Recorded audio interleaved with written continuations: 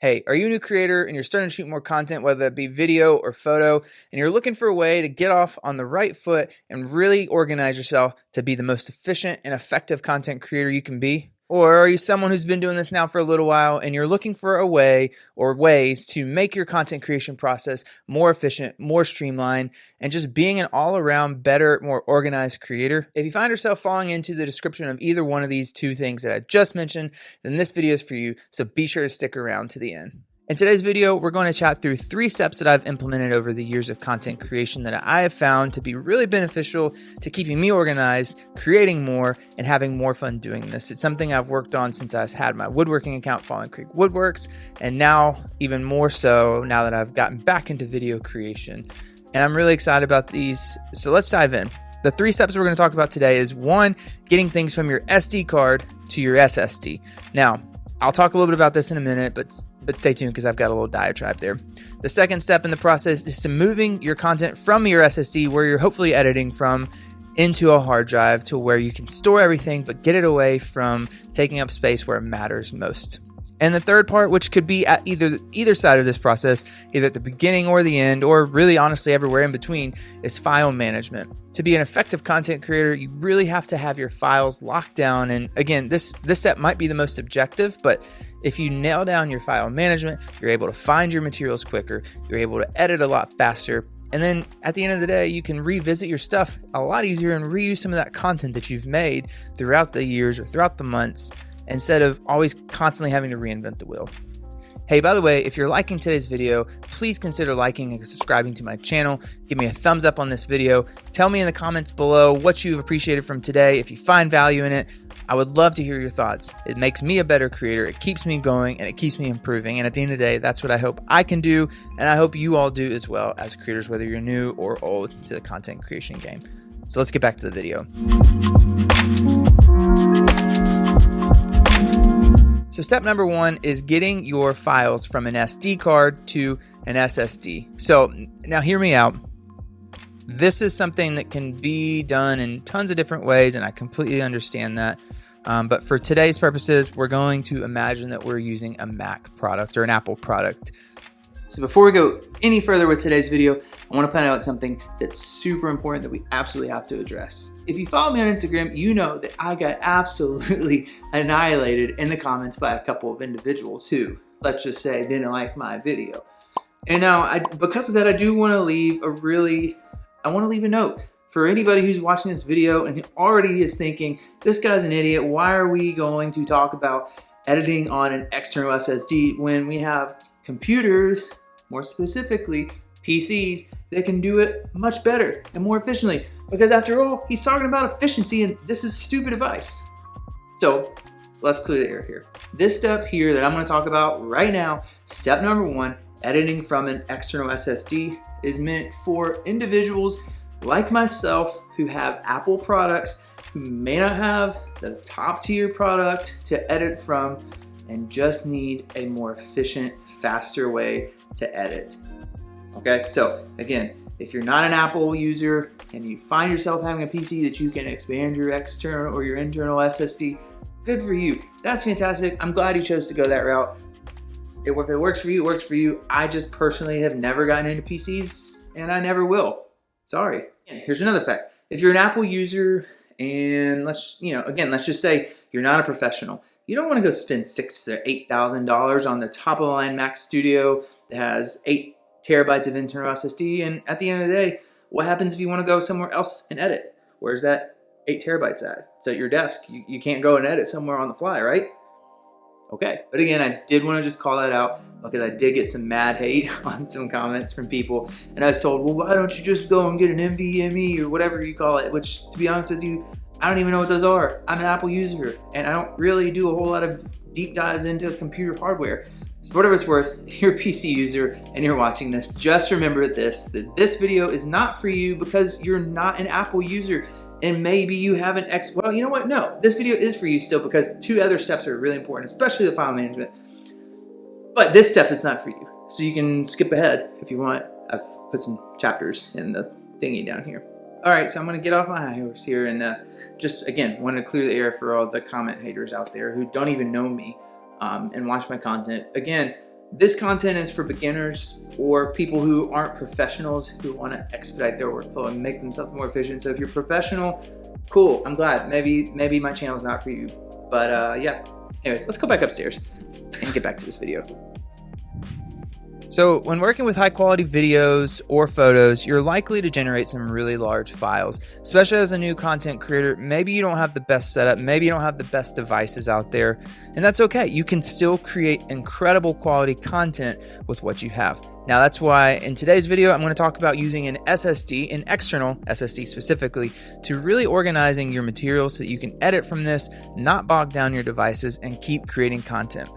Again, this video is for newer content creators, or maybe a content creator who's kind of in the middle where I feel like I am, and maybe you don't have the best devices out there. So right now I have an M1 MacBook Pro that I do for work, that I use for work and things like that. But my primary drive is an M1 Mac Mini, and I got this thing last year. It's from 2020. It's an incredible device. I purchased the version with 256 gigabytes of internal SSD storage.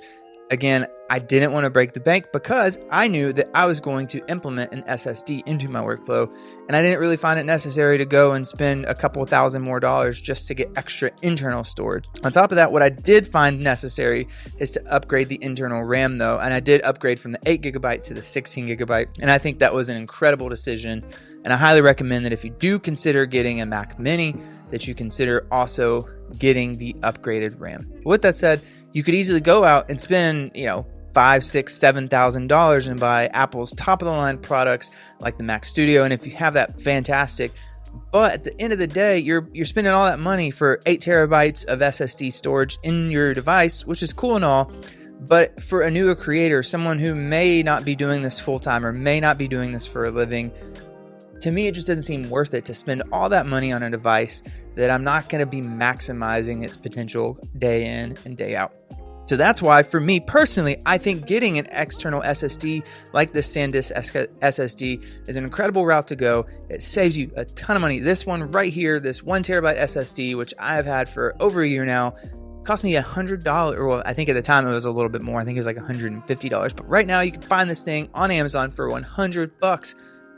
And that's pretty incredible because you're going to spend so much less and get a pretty similar outcome here. So the external SSD that I've personally chosen to use is the SanDisk Portable Extreme SSD. This thing is 1 terabyte. It has read speeds up to 1050 megabytes and write speeds up to 1000 megabytes. And honestly, for me, that's been perfect. I haven't needed anything more, and I haven't really felt like I've pushed this thing to the max either. So I think for me, in my particular use case, this has been incredible. And what I'm using this for is all of my Instagram content, all of my TikTok content, and including my YouTube content. This video I'm shooting right now is going to live here on the SSD shortly so that I can edit it. But that said, the reason why I think that external SSDs are an incredible option for newer content creators or content creators who may not do this full time is that it really gives you the flexibility to edit on the go, one, but two, it saves you a ton of money. So for me, I literally take everything from my SD card straight out of the camera. I put it into my Mac Mini as just basically a bridge. And then I will also have this connected to my Mac Mini, which, by the way, I do have an external dock of sorts for my Mac Mini, which has been incredible. I have this Hitachi Mac Mini dock, which adds, an SD slot, a micro SD slot, a couple USB selections. On the back, you have some USB 3 and whatever. You've got a ton of different ports there, some lightning cable ports. And it's been a fantastic addition. And so essentially all I'm using my Mac Mini for is to be the computer that gives me the ability to edit via Final Cut Pro, but I essentially use it as a bridge between my SD cards and my external SSD. So as soon as I'm done shooting and I'm getting ready to edit, whatever it be, an Instagram reel, or YouTube long form content, I will put in my SSD card into the Mac Mini. I will connect my SSD, and I will literally put every file into a file management template that I'll talk about in just a few moments. And I go from there. I put that straight into Final Cut Pro, and that enables me to be extremely efficient with my editing and get all of what I need to have done fast, effectively, and I'm not wasting a ton of memory on my computer, and I'm not constantly getting frustrated with my Mac Mini shutting down on me. So again, maybe this isn't the best decision. You know, there are plenty of people out there, like I've mentioned earlier in the video, who are going to say this is stupid advice. You shouldn't listen to me. And maybe you shouldn't. Maybe you are professional and you've got incredible amounts of money to spend on items that are best for your craft. Then absolutely. And I'm not one to shy away from spending money if it's important to me. But for the content creation that I'm doing currently at this point in time, this is all I need. And this is all I'm going to use unless I do this full time, or unless I start getting other gigs where I am shooting extremely large files and extremely long videos. But yeah, I mean, I've done 20-minute videos here on YouTube, and it's all lived here on this SSD and had absolutely no problem. Final Cut Pro has not crashed on me once, and I've been so extremely happy with the results. For the second step in my editing workflow, I have everything on my SSD, but I've also uploaded my video to YouTube. Everything's live. It's on Instagram. Yay, getting all the likes and comments. And so now I'm left with files that I don't need on here anymore. And again, remember, I did skimp out a little bit. I got 1 terabyte here. I could have done 2, I could have done 4, but I got 1 terabyte because, again, that's all I thought that I needed at the time. And I've had this for over a year, and it's all I've ever needed. So that said, when I'm done, and maybe I have a week's worth of videos on my external SSD, and I'm ready to offload that because I don't want to waste a ton of space on something. Again, I want this to be as efficient and effective as possible for my particular workflow. So what I will do is every single Friday, I will take whatever files are left over here, and I will move them to an external hard drive like this Lacy. And this is a 2 terabyte external hard drive. You've probably seen these around. They are super popular, super affordable. I want to say this particular one, this 2 terabyte external hard drive, is what, $100 on Amazon. You can't go wrong with that. You can buy 4 of these, 5 of these, 6 of these, and you're not breaking the bank. Again, this isn't the one right particular way of doing it, but for me, it's worked. And I've been doing this particular workflow with these 2 items here now for well over a year. And I've had literally no issues with it. And I know exactly where all my content's at. And I don't have to worry about, one, losing it like I've done in the past, losing content from my woodworking days because I stored everything on a computer that crashed. And yeah, kind of bittersweet about that because I worked really hard for that content and now I never will see it again. Anyways, get yourself an external hard drive. It's super affordable. I don't really have much to say about that other than the fact that this will save you a ton of heartache in the long run. This will save you a ton of heartache in the immediate future thing. I don't know.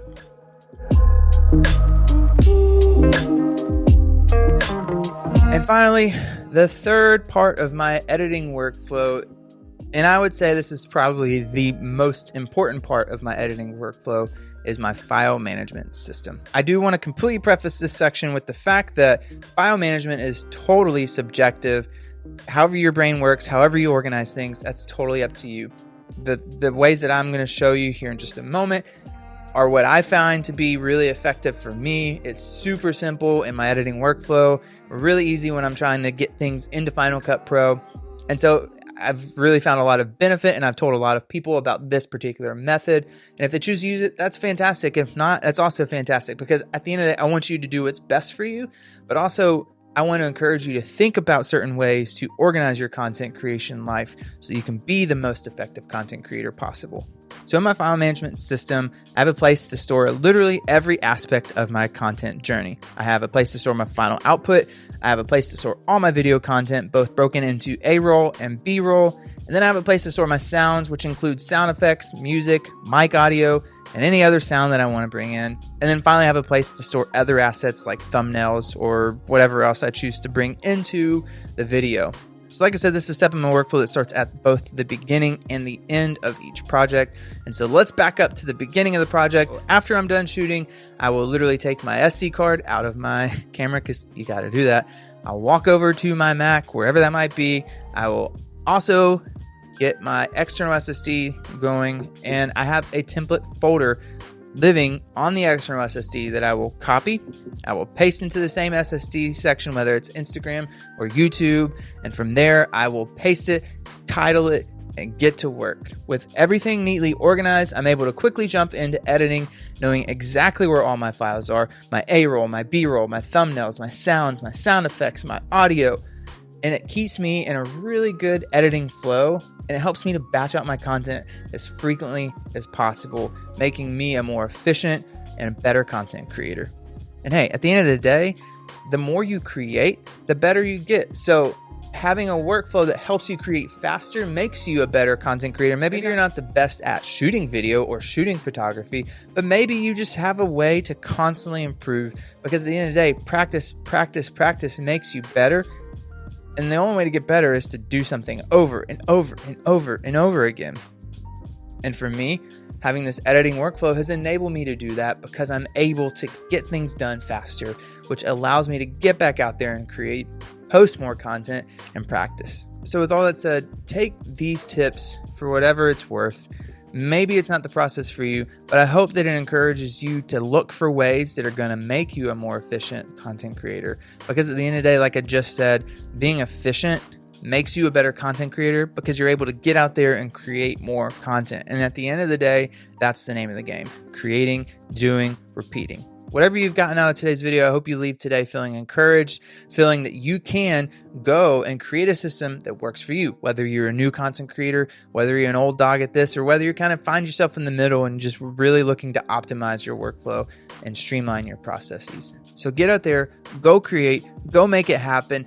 Don't be afraid to try things. Don't be afraid to fail, and just keep on showing up every time, every day, making the most of everything that you do. And at the end of the day, just have fun with the process, because that's what we're here for, right? Is to have fun, to create, and make the world a better place, whatever that looks like for us.